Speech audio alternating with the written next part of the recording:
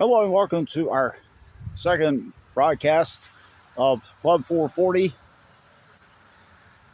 It could be our last broadcast of Club 440 if people actually don't pay attention to these videos. This week, I want to talk about March 26th. March 26th was my very first date. Not only was the first time I actually took a girl on a date, but it was also the very first date. As in month, day, and year that I can recall. It was 1973, and here there were 3 game shows that made their debut on that significant date.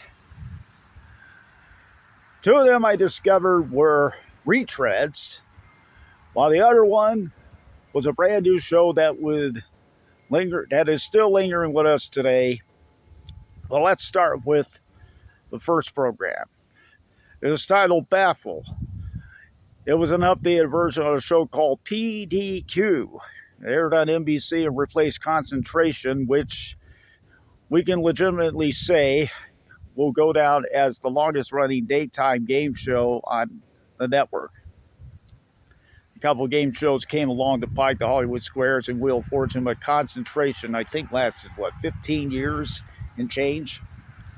Interesting note that the show's host, Bob Clayton, would come back on Monday, but in a different capacity on a new network, CBS.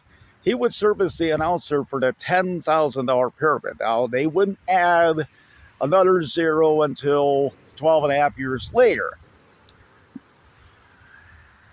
And this is the show where if you get all 6 subjects, one person gets all 6 subjects in 60 seconds, they win $10,000. If not, they come back and face another player and try it again, possibly try it again for maybe in later years up to $20,000. Now, interesting note that both shows went off the air at the same time, except after only 1 year on the air. Then there was actually a format change. NBC decided to replace the 3 contestants that were on the program Sail the Century, replace them with 2 married couples competing head-to-head, like on the time slot competitor Gambit on CBS. It was also the same day that The Young and the Restless made its debut at 12 noon, and apparently began cutting into the share of Jeopardy on NBC. They moved The Price is Right to 3 p.m., to replace the soap opera Love is a Many Splendored Thing. They moved to Secret Storm from 3:30 to 4 p.m.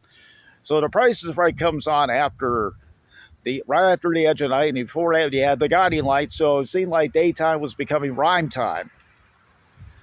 And actually the change was made at the beginning of September. Procter & Gamble wanted CBS to air all its serials at one time. Soap operas, I should say. Serial, you might think of something else. If you call them serials, you might thought. Anyway, so The Price is Right airs at 3 p.m. And following it was a show called Hollywood's Talking, which I later discovered, as was the case with Baffle, that it was first introduced to us in 1967 as Everybody's Talking. That's a couple years before Nielsen came along and dropped the 4-letter G, caused the 4-letter G to fall flat on her face. Yes, that was actually borrowed from a school pageant.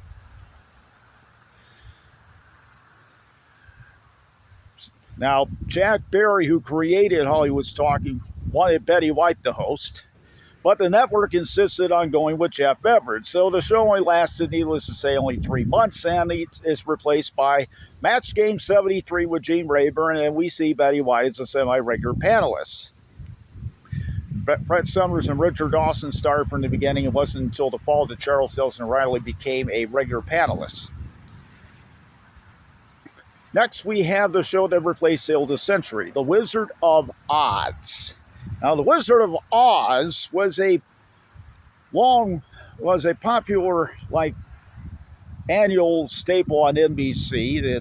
And probably the month before Easter. I'm not exactly sure when it aired, and then before moving over to CBS.